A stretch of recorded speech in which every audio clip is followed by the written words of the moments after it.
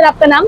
मेरा नाम अंजलेश चौबे है। और सो आप रहने वाले कहाँ के हैं? I am from Jharkhand. I came hear back in 2021 और सिंस देन मैं प्रिपरेशन कर रहा हूँ। यूपीएससी की प्रिपरेशन कर रहे हैं? हाँ, यूपीएससी कर सर रहा आपके दिमाग में कैसे आया कि यूपीएससी की प्रिपरेशन करनी है मुझे? हूँ। मेरे माइंड में जब मैं ग्रेजुएशन में था तो उस टाइम मैं यूथ पार्लियामेंट किया करता था।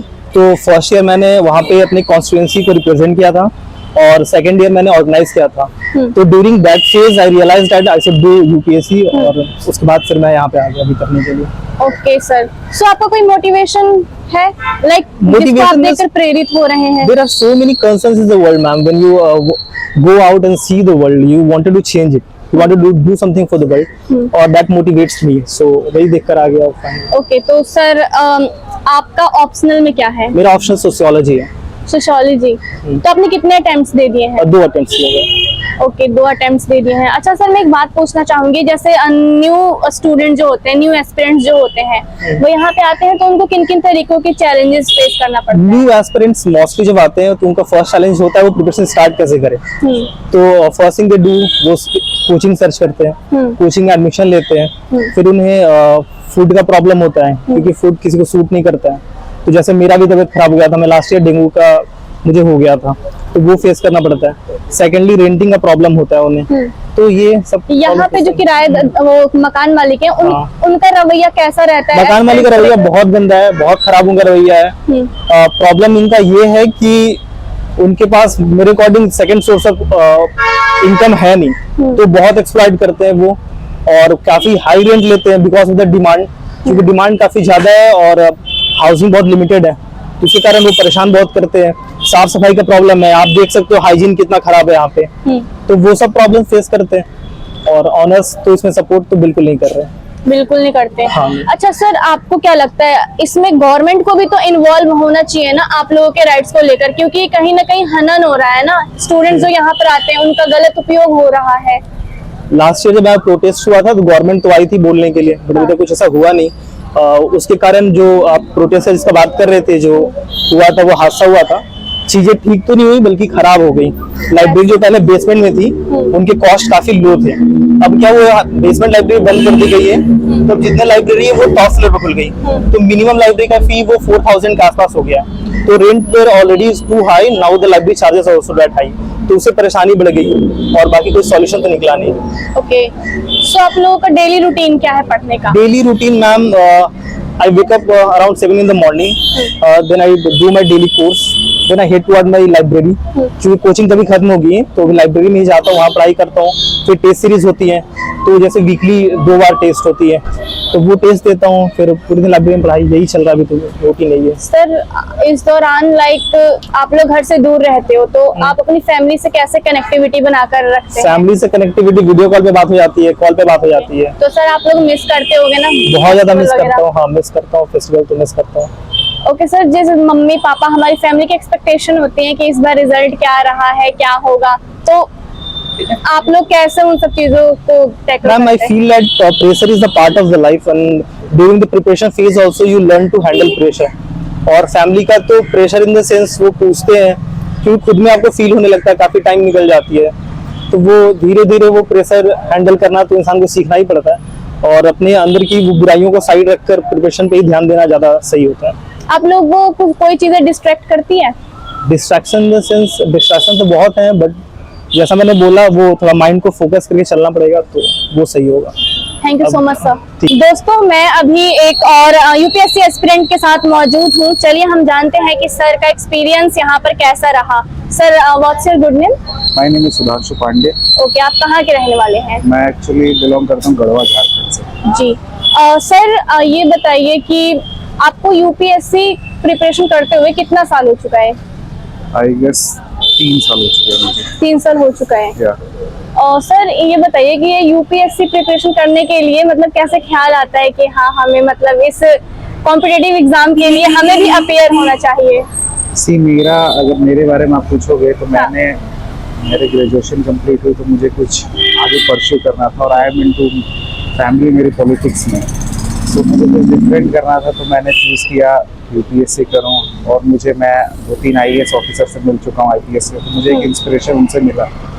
ऑल्दो कि ये एक ऐसी चीज़ है, आप इंडिया में सबसे टफेस्ट एग्ज़ाम में आती है। और सेकंड चीज़ की इसमें आपको बहुत सी चीज़ों के बारे में पता चलता है, बहुत मतलब आप बहुत एक्सप्लोर करते हो। पढ़ाई करने के बाद भी बहुत चीज़ों के बारे में आपकी ग्रोथ होती है। तो मैंने इस पर्सपेक्टिव से इसको परस्यू किया।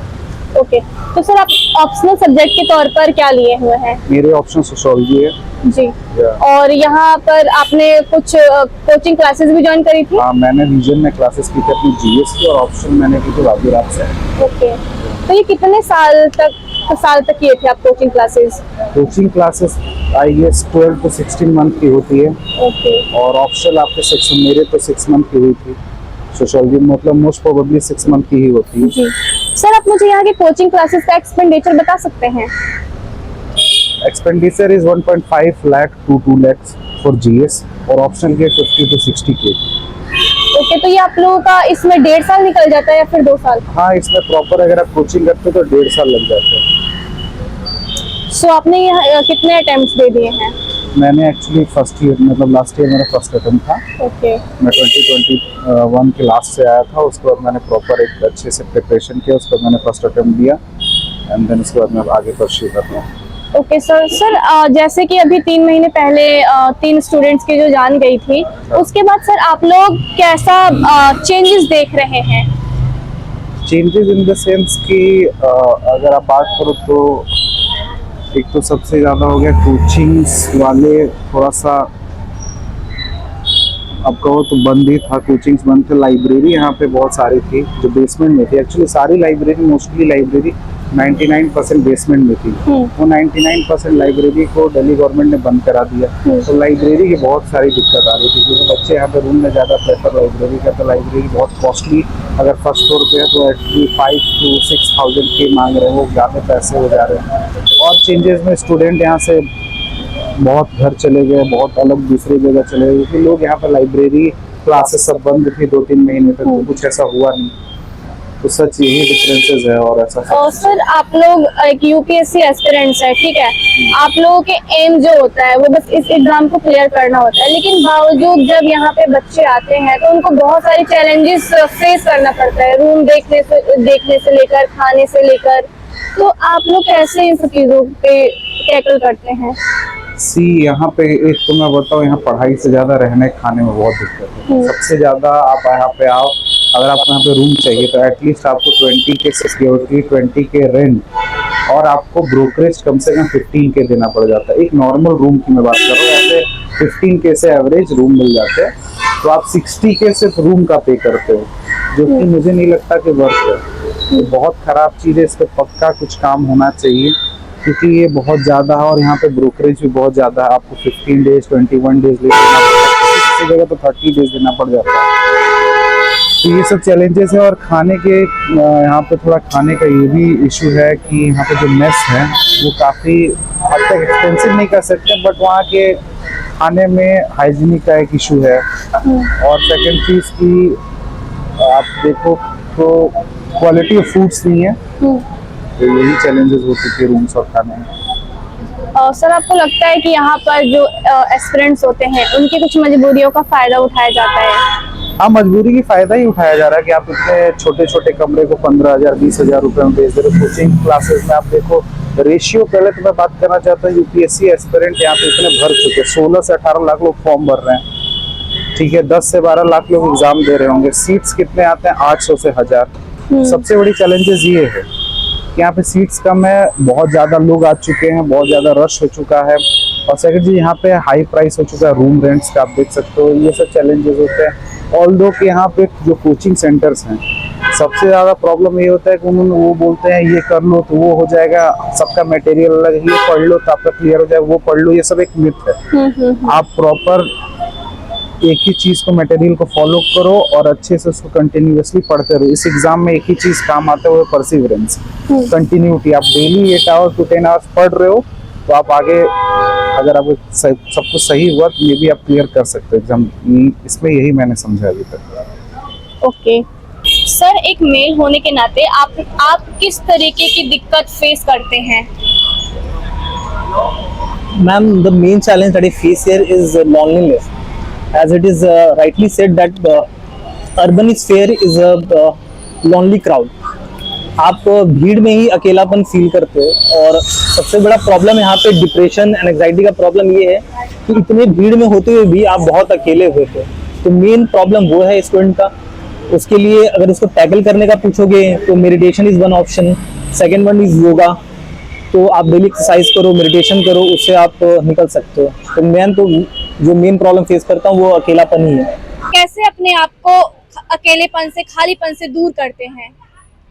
सी प्रॉब्लम्स इन द फेस की मैं जो फेस करूँ, मैं अपने बारे में बात करूँगा। मेरी जो प्रॉब्लम है वो है कंटिन्यूटी, परसिवरेंस की।